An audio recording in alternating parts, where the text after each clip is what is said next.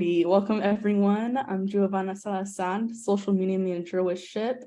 And today we're going to be talking with Jeffrey about having a mentoring conversation. If you want to go ahead and introduce yourself, Jeffrey. Of course. Hi, everyone. I'm Jeffrey Tabota. I am in Raleigh, North Carolina. I am a environmental engineer working for a small local firm here, Underfoot Engineering. And we get to talk about mentoring today. Amazing. Well, let's get right into it, Jeffrey. So as a mentee and or a mentor, how do you plan for meetings and prepare what to talk about? So my primary relationships within the mentorship program has been as a mentor. In terms of preparation for a meeting, I always and expect my mentees to draft up questions, things that they would like to discuss. I also have, topics in preparation based on initial conversations that we have. For instance, our first meetings that we typically do, I keep them very introductive, as well as just wanting to pick their brain in terms of what exactly they want to get out of it. And so I cater as much as I can to the conversation topics that they want to discuss, to whatever challenges that they're currently facing. Be it a lot of my mentees have been in the transition from academia to the professional workforce. So having those conversations and preparing, topics such as, how to apply for interviews, how to transition from that academic mindset, how to prepare yourself for interviews, prepare yourself for the workforce, and really any concerns that they may have. It is a completely different dynamic from the academic world that people have been exposed to for, you know, years on end from elementary school all the way into to their bachelor's or to their graduates. So really it's a matter of having questions, even no matter what the question may be. I always say that there's never a dumb question. It could always be something that myself has asked in previous mentoring relationships that are still very much applicable in day to day and professional development, academic development, whatever the case may be. So those are typically the big ways that we set up to prepare for these meetings and kind of use that as our guideline for our discussions. Amazing. And you talked about how the topics change every meeting. Would you say throughout time that maybe the questions or the topics also go more in depth, or are they just changing? It varies. I have seen a lot more of the conversations get more in depth, and truly for me, that is the more exciting portion because now they're starting to develop, more complex thoughts, more complex ideas in terms of what they want to keep discussing, in terms of what they want to achieve. It always starts from the basis of how do I apply to a job and then to, well, how do I promote myself into a higher pertaining role? How do I accomplish these goals? How do I start multitasking? How do I start enhancing, not only the technical skills but the soft skills? So they start asking about other other criteria, other forms of development that wasn't originally thought of before. So it's really the idea, and I like to think of it as like a spiral. Really, think of it as like a spider's web, where you kind of start from one point and then you swing on to the next section of the web, which becomes a different conversation topic. But in term, as you keep developing that web, you kind of come back and revolve back to the main topic. But now you've had experiences in other aspects that you kind of start to form different ideas, or you kind of start to form more complex questions, comments, goals in themselves that then start to flesh out as we progress throughout the mentoring process. Gotcha. That makes sense. I mean, just like with any other connection or relationship you have with another person. So you talked about different conversation topics. Do you feel like there are any that are like super important or any that are like you should just avoid these conversations based on your experiences?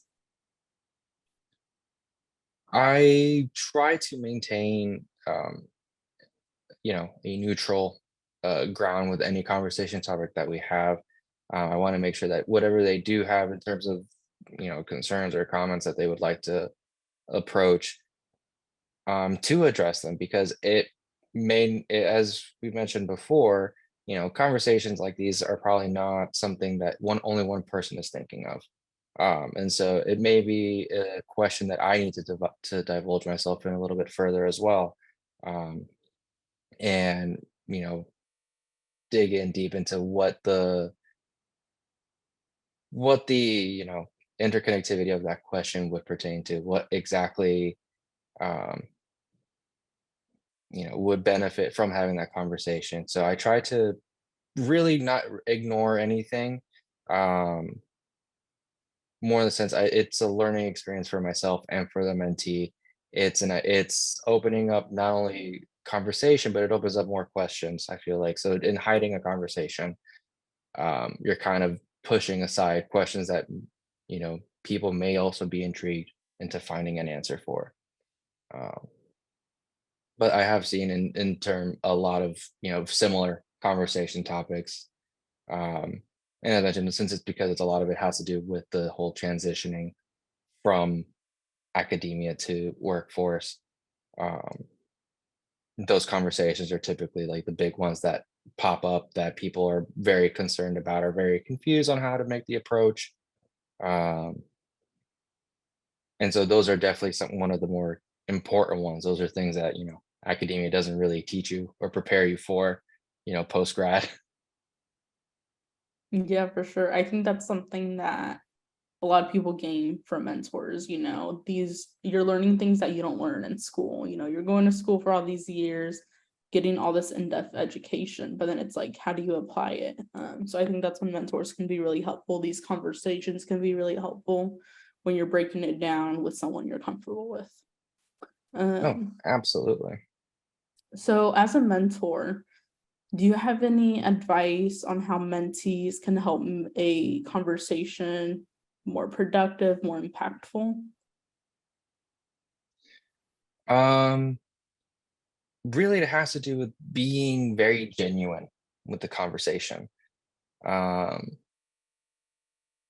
Not really asking from like a cookie cutter template that you could find online, or like questions, like basic questions to ask a mentor, but really ask the questions that you are genuinely intrigued about, things that you are wanting to know more information of. I feel like having those questions prepared um, really set a good tone for the conversation. They really come in as a different and more enthusiastic approach when we have the meetings. They definitely make the conversation more intriguing, that you want to keep having the conversation. You want to keep it, digging deeper into what the question entails. What other aspects or perspectives can someone gain from it? Even possibly bringing in more individuals to have this conversation more in depth. It it definitely helps having that authenticity to it, to be able to not only address a personal conversation question, but rather help develop that mentor mentee relationship, because it starts to develop a sense of camaraderie in between the two, having more in-depth, thoughtful, thought-provoking questions.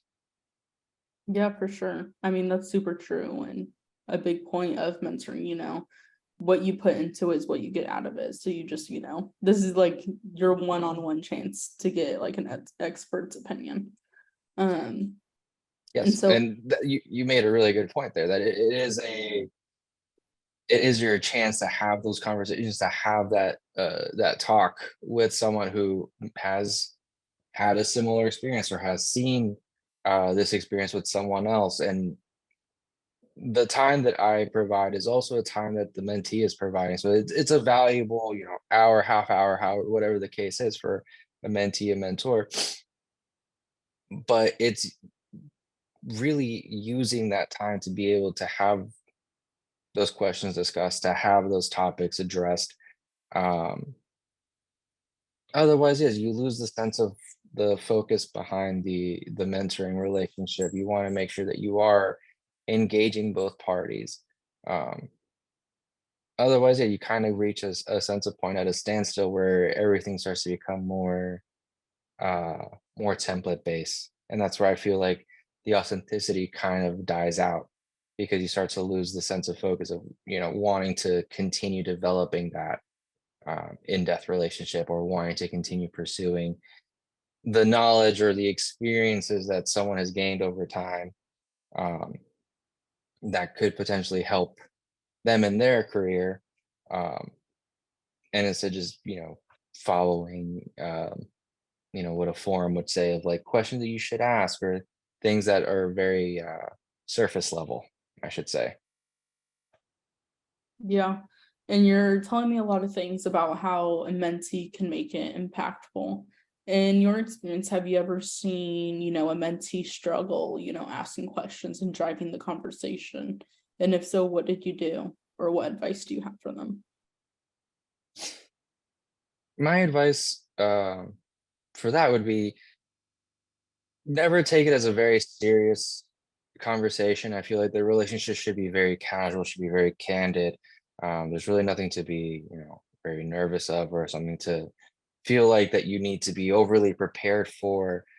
Um, Really, I've seen, it could be a conversation that is driven by tens, 20, 30 questions, and you're kind of just running through a bullet point, or conversation that's just one, and you may think it may not fall into a really in-depth, you know, uh, thought-provoking topic, but it could potentially lead to, an hour, hour and a half talk that of just talking of previous experiences or previous stories that the mentee may have experienced or the mentor can be able to relate to by what they have experienced in their professional and their academic career. Um, so really it's a matter of just taking it, a step by step, not really taking it super serious, making it very um, amicable, making it very trying to hope and develop a friendly environment so that if they do stutter or they do start to like struggle with developing the questions, the mentor can help step in and kind of guide the mentee into topics that maybe they want to pursue, maybe conversations that think would benefit that they would benefit from. Um, as I mentioned early on, that's what a lot of my first couple meetings are. Is kind of as a mentor, I want to make sure that what time that they're dedicating to me, that I can cater to them in however means possible, providing um, articles for them to read, and maybe we have a discussion, a reflection of it afterwards. I've recommended books to my mentees for them to read, and we kind of then make it a topic of discussion afterwards as well. What information I found beneficial to, and what information they have found beneficial from it, and get a comparison or a shared experience that from one topic, maybe we have two different, point of views on. Um, so I think that really helps drive and helps build that initial relationship that I think would then carry forward to help build a sense of confidence or a sense of camaraderie between the mentee and the mentor. Amazing. Thank you for sharing all that information. I think it's super insightful. Because even as a mentor, you can be the expert, but if you see that the person who's supposed to drive the conversation is struggling, what do you do? Um, so those were all the questions I wanted to ask you, but I wanted to finish off by giving you the chance to share maybe any advice or any information we didn't cover that you want to share with mentors or mentees. I would say, and I think I've mentioned this previously, is for the mentees to never feel like the questions that they're asking their mentor is a dumb question. No question is ever a dumb question. It could be something that then evolves into a very thought-provoking conversation. It could be something that the mentor hasn't thought of originally. It could open up new doors in terms of what original goals um, might have been initiated at the start of the mentor-mentee relationship. Um, and for uh, my my fellow mentors, have, the patience, be able to hear the conversation, and as well, help build that camaraderie, help build that safe environment for the mentees, especially if they're, coming straight out of school, trying to transition into the workforce. There we've all been there. We all have those shared experiences. Um, and really try their best to, cater the conversation, be able to help find the resources that they may be seeking or may not know that they're looking at. And maybe you might have, that little golden nugget treasure, that a piece of information that they were actually looking for, and you might be able to provide that to them. Um, to very just keep it a very candid, very open line of communication would definitely be just the best thing that I could advise for both mentors and mentees, is to just keep that line of communication going, keep the follow-ups, always promote and advocate for more questions, for more topics, for more discussions and resources.